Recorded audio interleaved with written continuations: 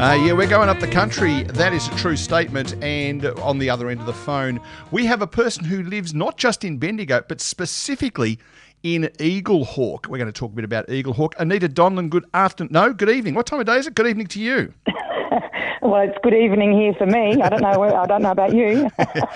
There is some indication I do live on another planet, but that's another story for another time. Hey, a lot of people who are listening to this, we're in the eastern suburbs of Melbourne here, will have been to Bendigo, but may never have been to Eaglehawk. I'm fascinated. Tell us a bit about Eaglehawk. Well, Eaglehawk is postcode 3556, and back in the day when there was Bendigo, there was also what they used to call it as the borough. And the old folklore of, well, actually, it's not really a folklore because there are still people out there that don't venture over the bridge into the big smoke. They just stay in the beautiful little village of Eaglehawk. Roughly how far out of the centre of Bendigo is it? Maybe 10 minutes. Yeah, okay. So it literally is, well, in a suburb of Bendigo almost, you could refer to it as. It is now. Back in the day, it was the borough of Eaglehawk, and so that's why it was called the borough. And some people like to say that it was more lower socioeconomic than Bendigo itself, but it's a beautiful little place. If you come to Bendigo, you have to go up over the bridge and come into Eaglehawk and just experience the little village. Everything's here. There's beautiful shops, and yeah, I like it. So when we were talking about this during the week, I mentioned that I lived in Charlton, which is further up the highway, about 100 k's up the highway, and you miss Eaglehawk if you go into Bendigo and along the Kohler Highway. If you're going up to Echuca and you're going, I think it's the Northern Highway, you'll go up through Huntley, Huntley. I knew it was something that was close. I was going to show off. Huntley and Elmore in that direction. But you missed Eaglehawk again. Where would you be going if you were going to Eaglehawk? Just Eaglehawk, or is it on a road out to one of the other towns? No, it'll be on your way out as if you were going to Swan Hill. Okay. Or if you're going out, there's a fork in the road and you'll be going out to Raywood. Yep. Dingy and up around there. But, Eaglehawk has got the most beautiful star cinema. It's so well preserved. It's historic. And, of course, Mulga Bill. He had a bicycle, didn't he? He did, but it actually had nothing to do with Eaglehawk. But Eaglehawk has actually adopted Banjo Patterson's poem. And yeah, there's a bike trail, and yeah, it's a nice little quaint part of town. Yeah, and it's, I guess, a similar kind of feel in Melbourne, very different, but a similar kind of feel is Yarraville. It's kind of this little village off the main road. It's only a few k's out of town, and again, it's got a historic cinema as well. So, I guess it's kind of that equivalent. I'm just trying to give the folk in Melbourne something to work with in terms of what it might be like. Absolutely, it is, and it really is all about back in the day when we did have all these little villages scattered all across our communities, and a lot of people, they just forget about them and they go to the hustle and bustle of, the bigger shopping centres and whatnot, and they forget about the experience that they can have whilst they're going about their day, getting their daily essentials. It's just a change of the way that we do things, I think. Well, I think the other thing, and I think I'm right in saying it was Eaglehawk, it was certainly one of those suburbs of Bendigo. There used to be this, what we would in those days used to call a service station, a fuel a place where you buy petrol. And it had a Caltex sign, I think, and a BP sign. And you could come up and choose which brand of petrol you bought. And they had separate deliveries and they had separate branding on the service station. Oh, I'll have to do my homework on that one. Almost certainly Eaglehawk. Well, Eaglehawk also has the Dahlia Arts Festival. So a lot of people, they know Bendigo for the Easter Festival, but Eaglehawk has the Dahlia Arts, and the gardens are absolutely gorgeous as well. So it's worth a trip out. So if you're coming to Bendigo for 3 or 4 days, make sure that you go, because Bendigo's a great place to go for, say, a long weekend if we were having one of those, which we've had this weekend. And you can stay in Eaglehawk. There's also beautiful B&Bs here. And if push comes to shove, just knock on Anita's door and tell her you heard about her on Monday Night Live. Now, we didn't just randomly select a little town. We did deliberately choose you, Anita. You are part of an organisation, and I'm going to try and get it right. I've had 4 goes at it today, and I've got it wrong 3 times. Let's Get Rural. How have I done? You've done very, very well. Yes, practicing. I'm the founder. Okay. So tell us what Let's Get Rural, and I hate the word rural. It's one of those words I can't say. Let's Get, you know what? Tell us a bit about what the organisation's about. Well, we've been around for 10 years this year, and we are focused on the mental well-being of rural communities. And so we've got a social connection project, and so far we have supported 404 communities in some shape or form with our project since we started. And when you say supported, financially or in an event situation, how does it work? Yeah, so we've got a social connection project where we actually come in to the community. We have a troupe of entertainers. We also do a lot of mental wellbeing chats. But we've also been known in the time of need, so like with Rochester, Newbridge and the like, when they were affected by the floods, yep. The drought, obviously, bushfires. So, yeah, we've got a long list of events that we've done, and also the projects that we've rolled out into communities. A lot of people would know that I have a good association with a couple of organisations called Blaze Aid and Aussie Hay Runners, and they also work in that space, particularly after fire, flood or drought. I guess they're doing... sounds horrible. Yeah, practical stuff. They're going and physically doing stuff. The stuff you're doing is much more around making sure people are okay. Is that fair? That's right, yeah. So we come in after an event, or in this case, what the farmers are going through at the moment. So we're working very closely with Farmers Fight Back. And we basically are there, whether it be as a collective, as a community, or on a singular level for our members of rural communities who feel that they just need someone to talk to, or they feel a little bit disconnected. But when we do come into our rural communities, we come in and we encourage everyone to come into town and bring together, as mates, have a meal, have a nice night out. And I will say that we do all of this with no government funding or no corporate sponsorship. We raise our funds by doing raffles. At the moment, we've got one where you can win $200 worth of fuel. Over the years, we've given away all sorts of different prizes. And it's just a way of saying thank you to those who do support us. Yeah, and I think it's funny, like I'm sitting here in the middle of the eastern suburbs of Melbourne, and people are surrounded literally by apartments, houses, flats, units. If I was to sort of put a circle around where I'm sitting at the moment of 2 kilometres, there's probably 1,000 people living here. Where you are, you've got the opposite thing. You might have 1,000 kilometres with 2 people living in it. And that disconnection is really easy, particularly after an event like that, without the sort of things you're doing. Well, we actually feel that, and this is my opinion, that city people are more disconnected than country folk. Country folk, they know their neighbours, whether they be 25 kilometres away, the nearest neighbour, or the neighbouring house in a town.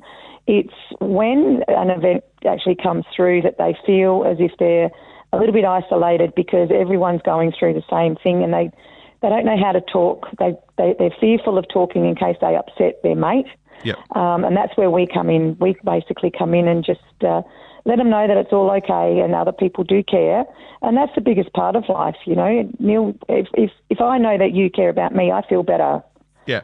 Yeah, and I think just one of the things that on the other program that you and I have been on, where we talk a bit about, this ability just to sit and chat. And there was an organisation we spoke to a couple of weeks ago called Spoke to a Bloke, and it was about people walking around chatting to the person standing next to them because there's no threat. It's just an ability to connect through having a chat, and that's the sort of thing you're taking it to them rather than them coming to you, if that makes sense. Yeah, and when we do go into a community, we don't talk mental wellbeing. We definitely don't talk mental health. There is a difference in our book. But we basically just encourage everyone to come in, and through the power of laughter and music and mateship over a meal, the formula is just right. So if it ain't broken, don't fix it. So that's why we've stayed doing what we're doing. Yeah, and I think it's a really important point you make, because a lot of people go, well, I'm not going to go to one of those functions, or I'm not going to support you, or I'm not going to go for a walk with another person because I don't know what to say if they say I'm doing it tough. But 99 times out of 100, it's about going along and talking about the football or your grandkids or what you think the harvest might do this year. It's got nothing to do with providing mental health counselling. Correct. It's about Correct. connecting with people, and it's just such important stuff. And sitting here in obviously I have spent a lot of time in regional Australia, I get it, and I'm just hoping that some of the people who are listening tonight can understand where we're coming from. There's 2 or 3 events that I wanted to highlight with you, one of which is not something that you're doing, but it's certainly something you're attending. And we'll come back to the one that you're talking about because I want to finish with that, and that way we can sort of keep it fresh in our memory. On Sunday, there's an opportunity for people who want to go and see Eaglehawk because there's an event happening in Bendigo. It's being created by the CFA CFA Volunteers Group. It's been a long day and my brain is just about fried. So this is going to be an event where the CFA people are coming from all over Victoria, and they're bringing their trucks, and they're going to be at a particular place in Bendigo, which I'll tell you about in a minute. And it's really about saying, listen to us, we're doing it tough, and we just want people to know that. Now, I don't think it's entirely coincidental that it's happening in a seat that is currently the Premier's home base, but that's neither here nor there. I think they just want to be heard. So if you've got nothing else to do on the weekend, you think to yourself, I've heard Anita talk about Eaglehawk, go up on Saturday and spend a bit of time on Eaglehawk, and then stick around on Sunday, the Tom Flood Oval, which I'm led to believe is immediately adjacent to the Queen Elizabeth Oval there, so it's right in the heart of Bendigo. At 10 o'clock for an 11 o'clock get-together, there's going to be some speakers and stuff. There won't be politicians there. It's just the CFA being there and giving people like you and I the opportunity to go and say thanks for what you've done for us over the last 6 months, 12 months, 15 years, 50 years. They're just extraordinarily good people, and Anita will be there, and I'm hoping to be there. You've wrapped it up in one. And just on that level, May we give thanks to our volunteers, particularly our frontline volunteers in rural communities. And we did 4 communities in May. Yep. And it was just absolutely wonderful to meet those people and shake their hand. And but just say, thank you. And they are going through a bit of a tough time. And city people do also rely on their firefighters. And it's just so important that we do acknowledge that they're just people like you and I. They get up and they go to work. Yep. They do their job. They're family people as well. But they just so happen to put on a pair of yellow overalls when their pager goes off. And one of the other things, and this really hit home, some of you who are listening, friends of mine who would know Shane, who runs the winery up near Ararat, he's the CFA captain for his brigade. And about 18 months ago when the fires went through that part of the world, the Grampians part of the world, he was called out and he was out fighting fires, knowing full well the fire was coming towards his house. And that's the bit that we can't quite get our head around. If there's a house fire in Box Hill or a house fire in Glen Waverley, the paid fire brigade turn up and they put the fire out. And it's very rare that would impact on their own personal property. We're talking about people who willingly get on a truck as volunteers and go out and fight fires, even though there's a threat on their own property. Like, that's mind-boggling to me. It is, and, it's little things like that, and also city folk, and I won't point the finger at everyone, but, where does our food come from? They think that they can just go down to the supermarket and it will appear overnight. It does come from an area of their world, of their life, that they're not really connected to or fully understand. And it is just the dynamics of the different cultures that we have, changing postcode to postcode. Well, if only there was an opportunity, Anita, for some of the city folk to maybe meet a farmer somewhere nearby. Any ideas on that one? How's that? That's a beautiful lead. You happy with that? Yeah, I should do this more often, shouldn't I? Yes, 5th of July at Port Melbourne at Pier 35 Bar and Grill. What we have done is we've listened to what our supporters on our page at Let's Get Rural on Facebook have been saying, and they've been saying, we want to support. How can we support? Well, the best way that everyone can support our farmers is by looking them in the eye, shaking their hand and saying thank you. So we decided that we would invite some farmers into Melbourne, and they're going to put their Sunday best on the 5th of July, and everyone in Melbourne is invited to come along, have a 3-course meal, $70 at the beautiful venue. And we've chosen the pier because Pier 35 is right on the pier at Port Melbourne, looking over the actual port. Yep. So we thought, well, it's very fitting. We're bringing people off the land right onto the water. it's going to be a great afternoon. We're going to have guest farmers. We're even going to have Rob Armstrong, who was on Australia Story and also The Project. We're going to have Andrew Wiedemann.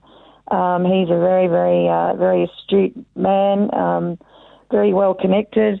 We're going to have a speed painter there who's going to be painting, and then we're going to auction it off because it is a fundraiser, so we can continue to do what we have to do, and that is what we say is we do the miles to bring the smiles.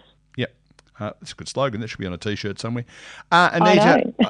Funny about that. You can actually go and buy one from our merch store. That was exactly where I was leading. I hope you appreciate some of these setups. Like I certainly do. I'm putting the ball on the tee and I'll just whack it. Very good pinata. I love that one. Yeah, excellent. But all the information for our raffle and also our lunch with a farmer is at 1,000 paddocks. So that's 1,000 as in the numbers, 1000paddocks.org. Or if your beautiful listeners would like to come and support us, they can come and join us on Facebook at Let's Get Rural. Which I'm going to ask you to say that again so I don't stumble over the word again. What's it called again? Let's Get Rural. That's the one. And the website is 1000paddocks.org. So it's 1000paddocks.org. Folks, I know I'm banging on a bit about this, but it's really, really important that we let our farmers know that even though times are tough out there, that we care about them, we love them, we can't do without them. And what a great way to celebrate that by getting along to Port Melbourne on the 5th of July. It's a Sunday. I know many of you sit at home and listen to Paula's Lazy Sunday Afternoon. Unfortunately, you might have to give that away for the week. Just come along and meet some farmers. Get a vibe of how these guys operate because it really, really is important.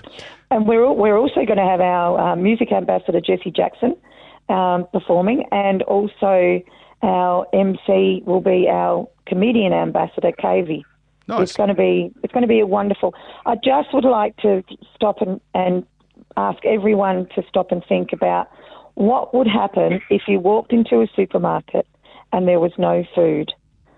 We all know what it felt like when there was no toilet paper. I was going to say, just go buy a lot of toilet paper. That's what everyone else did. We need to say thank you to our farmers. I can't reiterate it more. Yep, absolutely. And $70 for a 3-course meal in Port Melbourne is ridiculous value. So get along and support it. The guys at Pier 35 have really looked after us, and they know the importance because, guess what? They serve up quality food, and it's all grown by a farmer. Absolutely. Anita Donlon from Let's Get Rural, thank you for joining us on Monday Night Live. I hope that I can't get a ticket to the lunch because you've sold out by the time I get around to working out whether I can be there or not. People, go to that 1000paddocks.org, and thanks for your time tonight. Thank you so much.